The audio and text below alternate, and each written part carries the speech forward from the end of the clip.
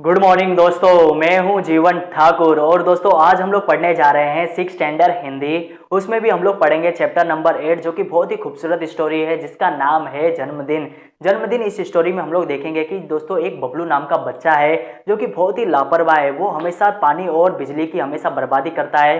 तो इस चैप्टर में हम लोग देखेंगे किस प्रकार बबलू की इस बुरी आदत को छुड़ाया जाता है, किस प्रकार बबलू को एक सबक सिखाया जाता है और सबक सीखने के बाद बबलू किस प्रकार पानी और बिजली की बचत करता है और अपने दोस्त लोगों को भी पानी और बिजली की बचत का महत्व को समझाता है। तो दोस्तों फटाफट ये स्टोरी को पढ़ते हैं और देखते हैं किस प्रकार बबलू की आदत छूटती है। फटाफट ये चैप्टर पढ़ना स्टार्ट करते हैं। चैप्टर नंबर 8 है जन्मदिन, जिसे लिखा था प्रेम स्वरूप श्रीवास्तव जी ने, जिनके राइटर है प्रेम स्वरूप श्रीवास्तव जी। जन्मदिन चैप्टर के एक बार इनका परिचय पढ़ लेते हैं, जन्म और परिचय पढ़ लेते हैं। जन्म इनका हुआ था 11 मार्च 1929 में इनका जन्म हुआ है। कहाँ पे हुआ है? खरोना करके एक जगह है जौनपुर में, और जौनपुर कहाँ है? उत्तर प्रदेश में। रचनाएं कौन कौन सी इन लोगों ने रचनाएं की है, कौन कौन से पाठ लिखे, कविताएं लिखी है? विविध बाल कहानियां, वो बहुत ही बच्चे, विविध मतलब होता है बहुत सारी, अनेक अनेक प्रकार की बाल कहानियां। बाल मतलब होता है दोस्तों बच्चे लोगों की कहानियां ये लिखते हैं। बाल नाटक बच्चे लोगों के नाटक लिखते हैं, लेख लिखते हैं, रूपक लिखते हैं, आदि इनके काम है। दोस्तों परिचय पढ़ लेते हैं एक बार। आप पिछले 6 दशकों से, दशक मतलब होता है दोस्तों, एक दशक मतलब होता है 10 साल, तो 6 दशक होता है मतलब 60 साल। तो दोस्तों 60 साल से लगातार ये लिखने का काम कर रहे हैं, लगातार ये कविताएं लिखते हैं या चैप्टर लिखते हैं, इसे कहते हैं दोस्तों साहित्य। इस दशकों से साहित्य सृजन से संलग्न है, साहित्य के सृजन करने, सृजन मतलब उसे और बढ़ाने में और दोस्तों उसके महत्व को बढ़ाने में आप संलग्न है, संलग्न मतलब साथ में जुड़े हुए हैं।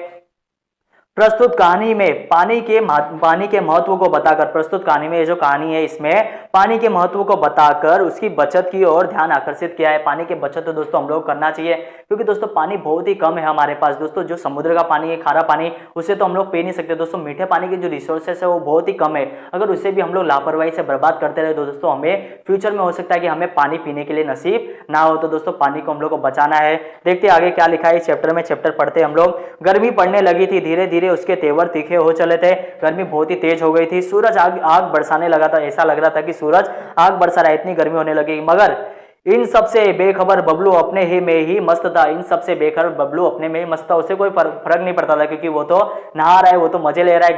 गर्मी हो या ठंडी, वो क्या करता था, वो अपने मजे लेता था। उसे बाथरूम में घुसे आधा घंटा हो चुका था। आधे घंटे से दोस्तों वो नहा रहा है, मतलब सोचिए कितना पानी उसने बर्बाद कर दिया होगा। और देखते हैं सावर के नीचे उसकी धमा चौकड़ी मची थी। सावर के नीचे दोस्तों पानी से वो मजे कर रहा था। कभी तो वो सावर के साथ नल की टोटी भी खोल देता, कभी कभी तो सावर के साथ नल की टोटी भी खोल देता। अंत में माँ को ही चिल्लाना पड़ा। माँ इस पे चिल्लाती है, क्या कहती है माँ? बबलू क्यों इस तरह पानी बर्बाद कर रहे हो, क्यों पानी बर्बाद कर रहे हो? वो कहता है माँ मैं ऐसा कुछ भी नहीं कर रहा हूँ, मैं तो बस नहा रहा हूँ, मैं तो सिर्फ नहा रहा हूँ, मैं पानी की बर्बादी नहीं कर रहा हूँ, ऐसा कहता है। इस गर्मी में मेरा मन तो करता है कि घंटों नहाता रहो। इस गर्मी में मुझे ऐसा लगता है कि मैं तो घंटों भर नहाते रहो। तो सोचिए कितना पानी बर्बाद हो सकता है। बबलू बोला। बबलू की इस आदत से उसके माता पिता दोनों परेशान थे। वह मंजन करते समय देर तक पानी बहाता रहता। वो जब मंजन मतलब दोस्तों ब्रश करता, तब भी वो पानी की बहुत ज्यादा बर्बादी करता, नल को खुला ही छोड़ देता। स्कूल में भी उसे अपनी इस आदत के कारण डांट खानी पड़ती थी। स्कूल में भी उसे डांट पड़ती थी। वह वहां के नल की टोटी भी अक्सर खुला छोड़ देता, जिसकी वजह से उसे डांट मिलती थी। यह एक पानी की ही बात नहीं, वो और जगह पे भी बर्बादी करता था। बिजली के साथ भी यही होता, बिजली के साथ जो लाइट है उसके साथ भी यही करता दोस्तों। लाइट और पंखे कूलर ये सब चालू वो छोड़ देता। वह कमरे में न हो तब भी पंखा खुला रहता, तो कभी कूलर बंद करना भूल जाता, कभी पंखा चालू रख के छोड़ देता, कभी कूलर चालू रख के छोड़ देता। कभी वो पढ़ते पढ़ते सो जाता, तब भी बल्ब जलता रहता, तब भी वो बल्ब, जो लाइट होती थी वो हमेशा जलती रहती थी। वो सो जाता तो बल्ब चालू रहता। दोस्तों बिजली की कितनी बर्बादी, कोई यूज नहीं कर रहा फिर भी बल्ब चालू, इसका मतलब कितना वेस्ट हो रहा है। माँ को ही बुझाना पड़ता। पानी हो या बिजली, यानी कि ऊर्जा, दोनों के दोनों एनर्जी है। पानी भी एनर्जी है दोस्तों, बिजली भी हमारी एनर्जी है। तो एनर्जी बहुत ही लिमिटेड इसके पास, हमारे पास सोर्स है। तो दोस्तों ये सोर्स को हम लोग को जरा भी इसको नुकसान पहुंचाना नहीं है, इसकी बर्बादी करना नहीं है।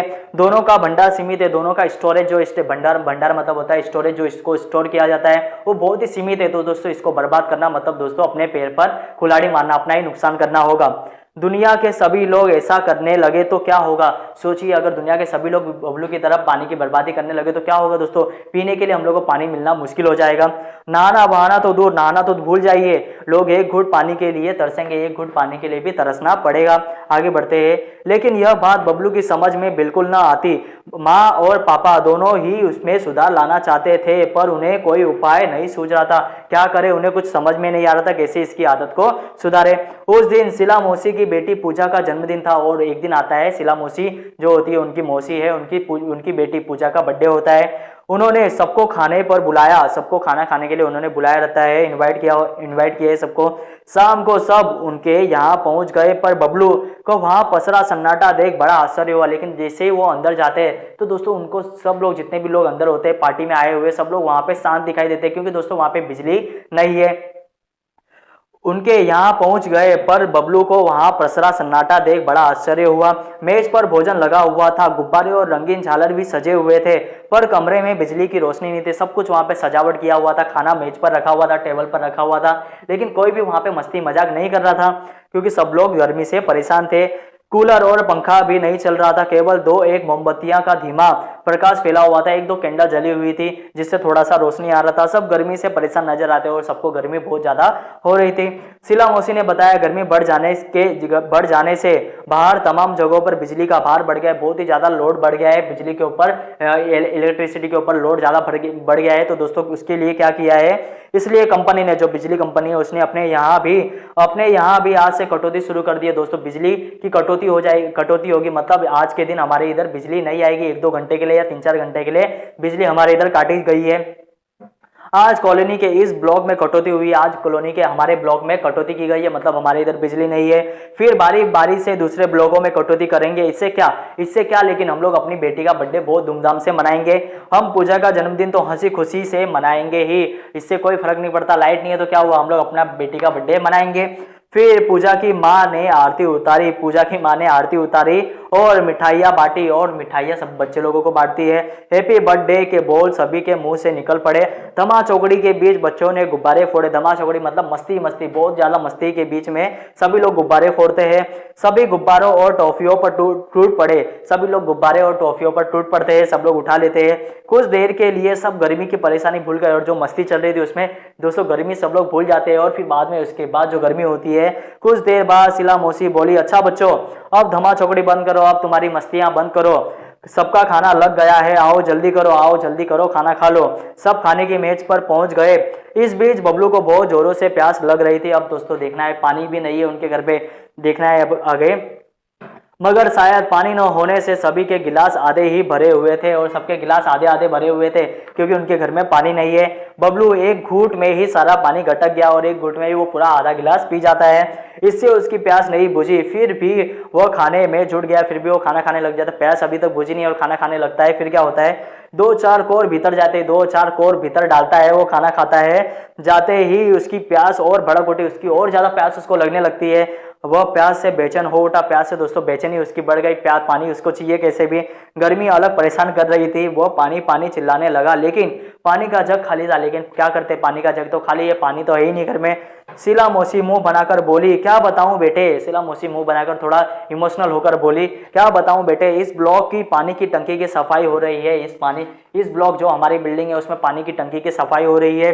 कोई बात नहीं बच्चों, अच्छा बुरा तो होता ही रहता है। और शीला मौसी कहती है, अच्छा बुरा तो होता ही रहता है, तुम लोग खाना खाओ, अड़ोस पड़ोस से मैं इंतजाम करके देखती हूँ। अड़ोस पड़ोस में देखते हैं, कहीं ना कहीं तो पानी मिल ही जाएगा, टेंशन मत लो तुम लोग, कहीं ना कहीं से मैं पानी का जुगाड़ करती हूँ। लेकिन इस आश्वासन से, आश्वासन मतलब दोस्तों भरोसा देना कि पानी वो लेके आएगी, इस आश्वासन से बबलू को कोई राहत नहीं मिली, बबलू को कोई चैन नहीं मिला, क्योंकि उसे बहुत जोर की प्यास लगी है। प्यास से उसका गला सूखा जा रहा था। खाने का एक कोर भी गले से नीचे नहीं उतर रहा था। खाने का एक कोर भी उसके गले से नीचे नहीं उतर पा रहा था, एक भी वो कोर खा नहीं पा रहा था। बस प्यास से छटपटाने लगा। आज पहली बार प्यास का अनुभव करने से तो उसे पानी मिलने वाला नहीं था। अभी दोस्तों उसको जो प्यास लग रही थी दोस्तों, पहले वो कितनी पानी की बर्बादी करता था, अब उसे पानी की दोस्तों असली में जरूरत महसूस होने लगी है। जैसे आज पानी को तो बबलू से अपनी बर्बादी का जी भर कर बदला लेना था। जैसे कि ऐसा लग रहा था कि पानी उससे बदला ले रहा है, जैसे उसने पानी से बदला लिया था कि पानी को बहारता था, पानी की बर्बादी करता था। इस बार दोस्तों बदला लेने की बारी थी पानी की। पानी उसे देखना चाहता था कि ये क्या करता है। जैसे आज पानी को तो बबलू से अपनी बर्बादी का जी भरकर मतलब अपना पेट भरकर दोस्तों खुशी खुशी जी भरकर बदला जो लेना था। अब तो बबलू क्या करे, तमाम बच्चों का धीरे जवाब देने लगा। अब बबलू का ही नहीं, सभी बच्चे दोस्तों बेचैन होने लगे।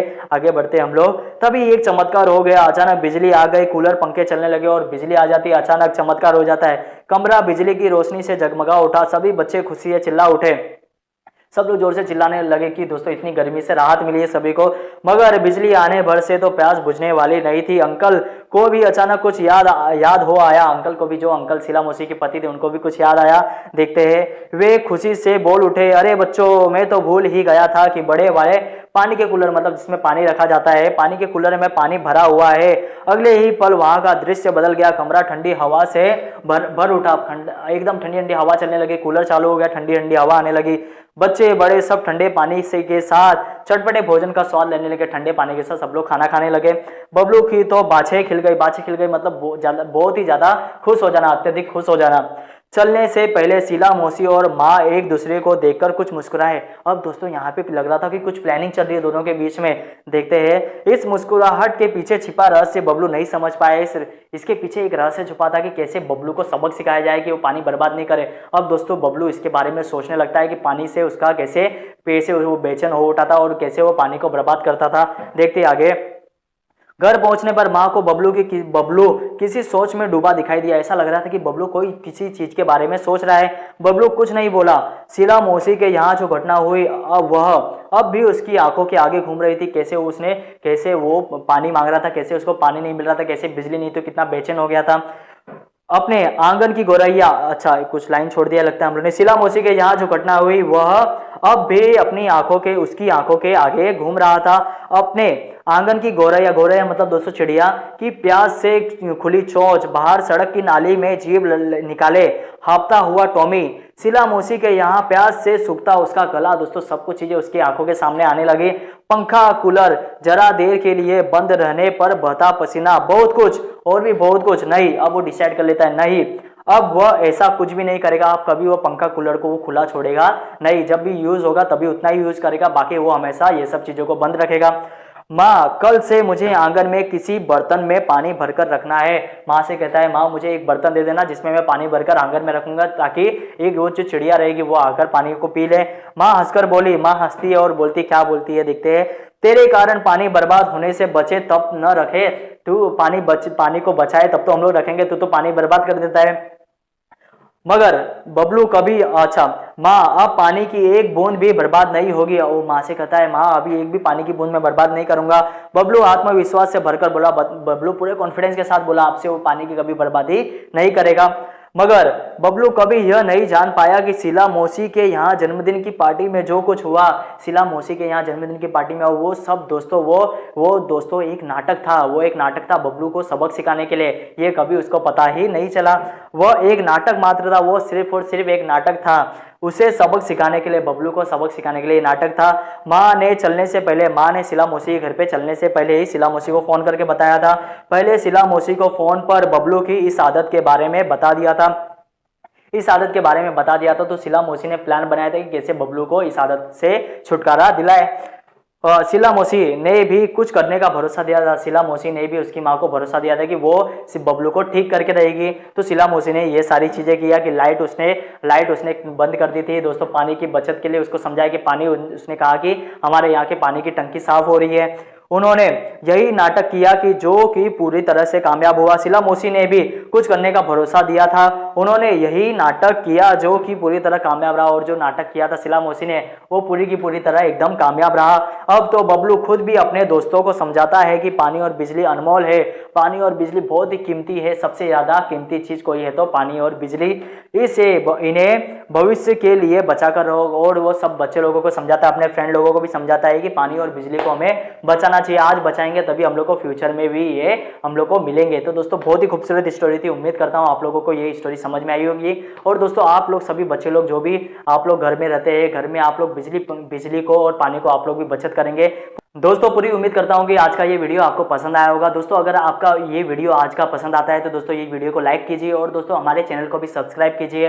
आपका दोस्तों एक सब्सक्राइब हमें और ज़्यादा मोटिवेट करेगा कि हम लोग यूं ही इसी प्रकार नए नए वीडियो हम लोग आपके लिए बनाते रहे। तो दोस्तों मिलेंगे हम लोग अगले लेक्चर में, जहाँ पे दोस्तों हम लोग किसी ना किसी अगले चैप्टर को हम लोग कंप्लीट करेंगे। तो दोस्तों मिलते हैं हम लोग अगले लेक्चर में, तब तक के लिए दोस्तों अपना बहुत ही ज़्यादा ध्यान रखिए। मिलेंगे हम लोग अगले लेक्चर में।